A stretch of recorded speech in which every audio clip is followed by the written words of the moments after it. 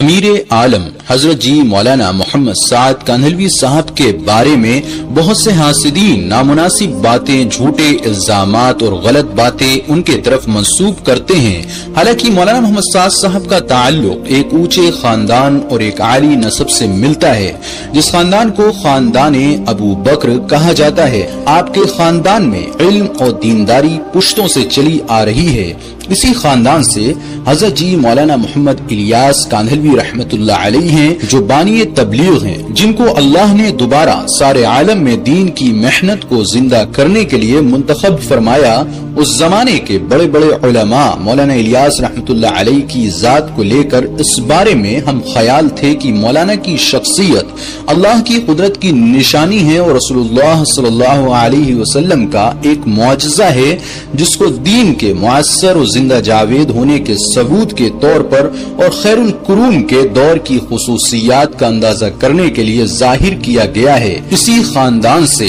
حضرت جی مولانا محمد یوسف کاندھلوی رحمت اللہ علیہ ہیں، جو مولانا سعد صاحب کے دادا ہیں۔ مولانا الیاس صاحب رحمت اللہ علیہ کی وفات کے بعد مولانا محمد یوسف صاحب اپنے والد محترم کے جانشین اور وارث ہوئے۔ مخالفت کرنے والوں نے اس زمانے میں بھی مولانا یوسف صاحب کی امارت پر سوالات قائم کیے تھے، لیکن مخلصین آپ کے ساتھ چمٹے رہے، اور پھر زمانے نے دیکھا کہ اللہ کے فضل سے دعوت و تبلیغ کی یہ محنت آپ کی امارت میں ہندوستان سے نکل کر اسلامی ملکوں اور یورپ و امریکہ، جاپان اور انڈونیشیا تک کیسے پہنچ گئی تھی۔ اس زمانے کے بڑے عالم دین حضرت مولانا علی میاں ندوی صاحب حضرت جی کے بارے میں فرمایا کرتے تھے، جن لوگوں کو میں جانتا ہوں ان میں مولانا محمد یوسف صاحب جیسا صحابہ کے حالات پر نظر رکھنے والا، انہیں ہر وقت یاد رکھنے والا اور زندگی کے ہر معاملے میں گواہ بنانے والا، اپنی تقریروں اور باتوں میں ان کے واقعات کو نگینے کی طرح جڑنے والا، ان پر گہری نظر رکھنے والا، گہرائی میں اتر کر انہیں سمجھنے والا عالم میں نے نہیں دیکھا۔ سیرت نبوی اور حالات صحابہ سے عشق و شوق مولانا سعد صاحب کو ورثے میں ملا ہے۔ مولانا سعد صاحب کی پیدائش سے چند ماہ پہلے حضرت جی مولانا محمد یوسف صاحب نے فرمایا تھا کہ یوسف کا بدل جلد دنیا میں آ رہا ہے۔ مولانا سعد صاحب کی پیدائش 10 مئی 1965 کو کاندھلا ضلع اتر پردیش میں ہوئی۔ آپ کے والد محترم حضرت مولانا ہارون صاحب، جو حضرت جی مولانا یوسف صاحب کے بیٹے تھے، مولانا کی پیدائش سے 1 ماہ قبل آپ کے دادا مولانا محمد یوسف صاحب رحمت اللہ علیہ دنیا سے رخصت ہو گئے، اور 8 سال بعد آپ کے والد مولانا ہارون صاحب بھی انتقال فرما گئے۔ بقول حضرت مولانا یوسف مطالعہ رحمت اللہ علیہ کے دونوں عظیم شخصیتوں کو شہید کیا گیا تاکہ حضرت ابو بکر کے اس عالی خاندان کو مٹایا جا سکے، لیکن اللہ کے فضل سے مولانا الیاس صاحب رحمت اللہ علیہ کی دعاؤں سے اس خاندان کی اللہ نے حفاظت فرمائی اور مولانا محمد یوسف صاحب رحمت اللہ علیہ کی پیشن گوئی کو سچ کر دکھایا۔ چنانچہ حضرت مولانا ہارون صاحب کے انتقال کے بعد مولانا سعد صاحب یتیم ہو گئے تھے۔ آپ کی پرورش آپ کی والدہ اور نگرانی و سرپرستی آپ کے نانا حضرت مولانا اظہار الحسن کاندھلوی صاحب اور تربیت شیخ الحدیث حضرت مولانا زکریا صاحب اور حضرت مولانا انعام الحسن صاحب نے فرمائی۔ آپ کی تعلیم کی بسم اللہ آپ کے والد محترم حضرت مولانا ہارون صاحب نے اپنے آخری حج کے دوران حضرت مولانا سید ابو الحسن علی ندوی صاحب سے ریاض الجنہ میں کروائی۔ حضرت مولانا نے بہت سے اساتذہ سے علم حاصل کیا ہے، جس میں مولانا اظہار الحسن صاحب رحمت اللہ علیہ، حضرت مولانا عبید اللہ بلیاوی صاحب رحمت اللہ علیہ، حضرت مولانا الیاس بارہ بنکوی رحمت اللہ علیہ، مولانا یعقوب صاحب، یہ حضرات آپ کے استاد رہے ہیں۔ خلافت کے تعلق سے حضرت جی مولانا سعد صاحب کو حضرت مولانا الیاس صاحب کاندھلوی اور حضرت مولانا عبد القادر صاحب رائے پوری رحمت اللہ علیہ دونوں کے سلسلوں میں اجازت حاصل ہے۔ آپ نے 1987 میں مدرسہ کاشف العلوم بنگلے والی مسجد دہلی سے دور حدیث پڑھ کر مکمل کیا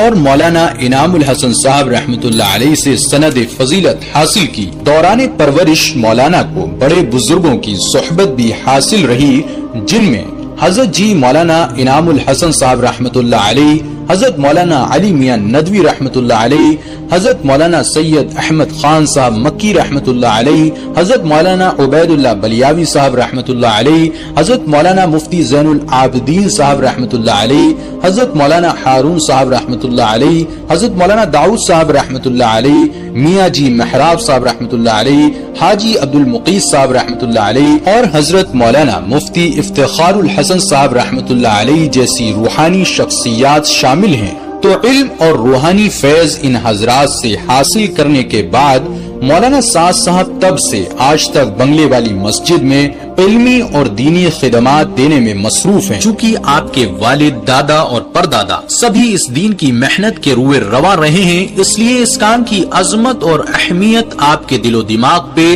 اس طرح جا گزری ہے کہ جاگتے سوتے وہ اسی کے دائی اور مبلغ ہیں۔ آپ اس وقت دعوت و تبلیغ کی محنت کے عالمی امیر ہیں اور بنگلے والی مسجد عالمی مرکز نظام الدین کے متولی اور ناظم اور مدرسہ کاشف العلوم کے ناظم اور استاد الحدیث ہیں۔ مدرسہ کاشف العلوم میں آپ کے ذمے بخاری شریف جلد ثانی کا درس ہے۔ آپ کا علم گہرا اور عمل پختہ ہے۔ جب آپ خطاب فرماتے ہیں تو ایسا محسوس ہوتا ہے جیسے مولانا محمد یوسف صاحب دوبارہ زندہ ہو گئے ہیں۔ دنیا بھر میں ہونے والے تبلیغی اجتماعات میں مولانا سعد صاحب کے جب بیانات ہوتے ہیں تو حضرت کی بات کو سننے کے لیے لاکھوں لوگ بطور خاص آتے ہیں۔ حال میں ہی ہوا بلند شہر کا ایک بڑا اجتماع جس میں کروڑوں کے مجمع میں حضرت جی نے خطاب فرمایا تھا۔ چونکہ آپ کے خلاف حاسدین کی جماعت نے غلط باتیں پھیلائی تھی، اس لیے ہزاروں علماء نے بھی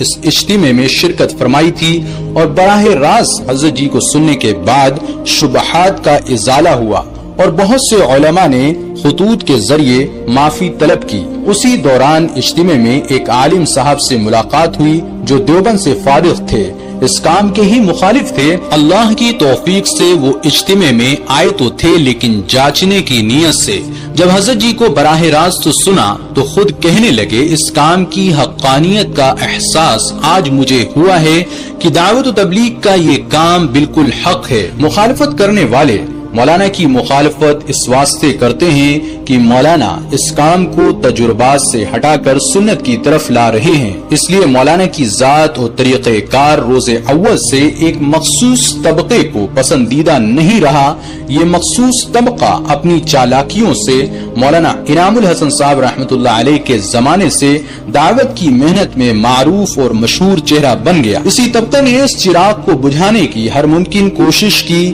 مولانا پر خوب ذاتی حملے کیے، مدارس کو استعمال کیا گیا، فتووں کے ذریعے عملے میں مولانا کی ذات کو لے کر بے اعتباری پیدا کرنے کی کوشش کی گئی تاکہ حضرت ابو بکر کے خاندان سے امت مسلمہ کو جو فیض برسوں سے حاصل ہوتا ہوا آ رہا ہے اس سلسلے کو ختم کیا جا سکے۔ یہ ایک ناکام کوشش ہے کیونکہ حضرت مولانا الیاس صاحب اور حضرت مولانا یوسف صاحب رحمت اللہ علیہ سے قیامت تک کے لیے اپنے گھرانے کو قبول کروا لینے کا اشارہ ملتا ہے۔ اللہ تعالیٰ اس خاندان ابو بکر کی حاسدین کی حسد سے ہر فتین کے فتنے سے حفاظت فرمائے اور جو فیض امت کو حاصل ہو رہا ہے وہ قیامت تک ایسے ہی جاری رہے۔